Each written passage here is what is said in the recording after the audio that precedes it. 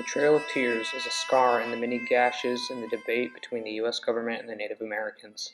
It marked one of the many times the U.S. government forced the natives to leave their homeland as well as establishing their power over the Native Americans. The U.S. is often seen as a perfect country that never does anything wrong. Although they have kept this reputation for a long time, that doesn't mean they haven't done their share of horrible things. One example of this is the Trail of Tears. The Trail of Tears is perhaps the lowest point in history ever. As the colonies of America grew, more and more colonists tried to move onto the Native Americans' land, starting as early as the 1500s. Some whites still hoped the Native Americans would throw away the culture they'd practiced for hundreds of years and adapt to be like white people. Other people wanted the Native Americans out. They thought this was the only way to avoid conflict over land. Also, many whites felt that the Native Americans were savage and did not want to live near them. As you can expect, the Native Americans did not agree with this. In 1763, when the colonies were still under the rule of King George III, he passed the Proclamation Line of 1763, which stopped the colonists from settling anywhere west of the Appalachian Mountains. This was said to keep the Native Americans and the colonists from fighting each other. Although some people lived there anyways, this somewhat kept peace between the Native Americans and the colonists. Some of the most dominant tribes at the time were the Seminole tribe, the Choctaw, the Chickasaw, the Creek, and the Cherokee. In 1971, a new treaty was signed called the Treaty of Holston. The purpose of this treaty was for the natives to give up some of their land to make new boundaries. The new boundaries separated Tennessee into Native American land and U.S. land. The U.S. government would then pay Native Americans $1,000 a year to pay for that land. They also gave the Native Americans sovereignty, which meant that they were granted unalienable rights from the U.S. government. Many treaties like this were made over the years, but all were broken or ignored by the U.S. government and its citizens. Because of things like this, the Hopewell Treaty was passed, saying that any Americans settling on native land would be removed. This, like all other treaties, was ignored anyway. By the 1820s, and about 100,000 Native Americans were still east of the Mississippi River. The majority were in the southeast. People like Thomas Jefferson and other founding fathers tried to remove the Native Americans, but not until Andrew Jackson came along did they make much progress.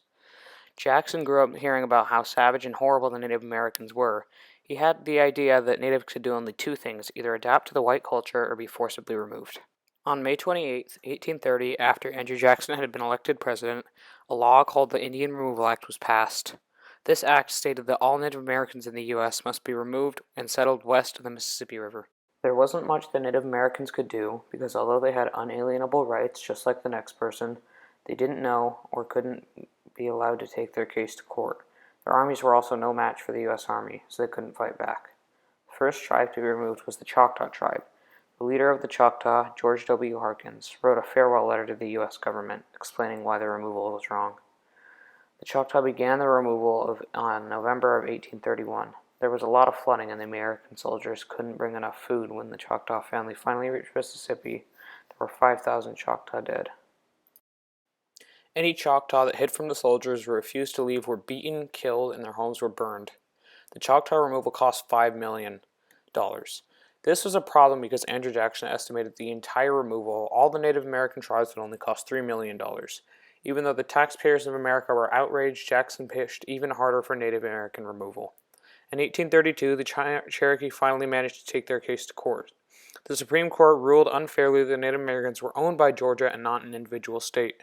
It took a very long time, but eventually they were granted federal authority.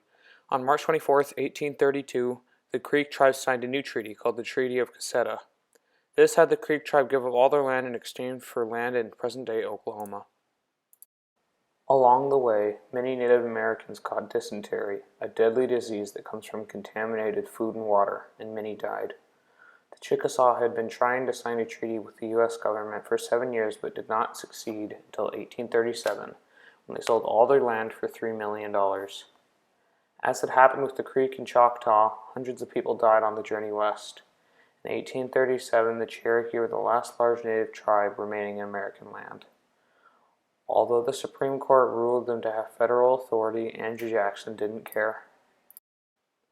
He pushed as hard as ever to remove them. Many Cherokees stood their ground in Georgia. However, one group of Cherokees disagreed with everyone else. They were wealthy, but considered middle class by the U.S. because wealthy Native Americans were just as rich as the average American. These people came to be known as the Treaty Party because they wanted to sign a treaty. The Treaty Party signed the Treaty of Dakota on December 29, 1835. Meanwhile, John Ross, the leader of the Cherokee, was petitioning for Indian Removal Act to be lifted. Even though he presented a petition with overwhelming support, over 20,000 signatures, Andrew Jackson continued with Native American removal. On May 24, 1836, the Treaty of Dakota was signed into law. The treaty stated that the Cherokee would give up their land in exchange for $5 million and the land in Oklahoma. The U.S. gave the Cherokee 2 years to relocate voluntarily before they were removed from the land. Only about 15% of the Cherokee chose this option. 16,000 remained. Starting in 1838, the last of the Cherokee were being relocated from Georgia to Oklahoma, a 1,000-mile march. The Cherokee removal was probably the most horrific of all the removals because of the extreme weather. General Winfield Scott and his 7,000-strong army rounded up all the rest of the Cherokees. The Cherokees started the march in the summer of 1838. The blistering heat was almost unbearable. 5 Cherokees died every day from heat exhaustion. The U.S. soldiers instead put Cherokee in death camps until wagons could arrive. In November, 600 wagons arrived and the natives were forced to travel again. Now, instead of heat to deal with, the Cherokee had to endure through fierce blizzards and cold weather. The conditions were horrible. The weather was so cold that many Native Americans froze to death, and 12 to 22 people died of pneumonia every single night. The elderly and children who couldn't keep up were beaten and scolded for slowing down progress. Most of the parents who were lucky enough to have blankets gave them to their children, resulting in many adult deaths. Some of the parents even went to the extent of killing their children so they wouldn't have to endure the horrible conditions. The things they went through were more terrible than anybody can imagine. Some Native Americans were even shot on sight for burying their dead. When they finally reached Oklahoma, 5,000 Cherokee deaths had occurred, and the rest were left shell-shocked and traumatized. Even some of the soldiers will never forget what they had witnessed. One soldier, John G. Burnett, said, "Murder is murder, and somebody must answer. Somebody must explain the streams of blood that flowed in the Indian country in 1838. Somebody must explain the 4,000 silent graves that mark the trail of the Cherokees to their exile. I wish that I could forget it all, but the picture of the 645 wagons lumbering over the frozen ground with their cargo of suffering humanity is still frozen in my memory." However, not all the Cherokees moved west in 1838.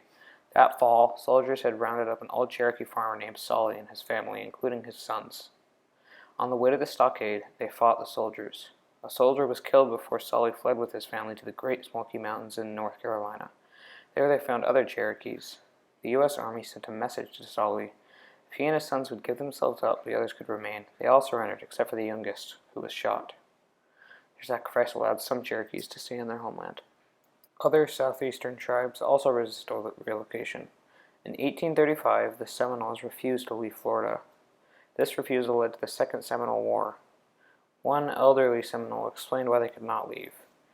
"If we suddenly tear our hearts from the homes around which they are twined, our heart's strings will snap."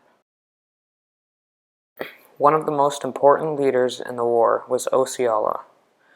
Hiding in the Everglades, Osceola and his band used surprise attacks to defeat the U.S. Army in many different battles. However, in 1837, Osceola was tricked into capture when he came to peace talks during the truce. He later died in prison. But the Seminoles continued to fight. Some went deeper into the Everglades, where their descendants live today.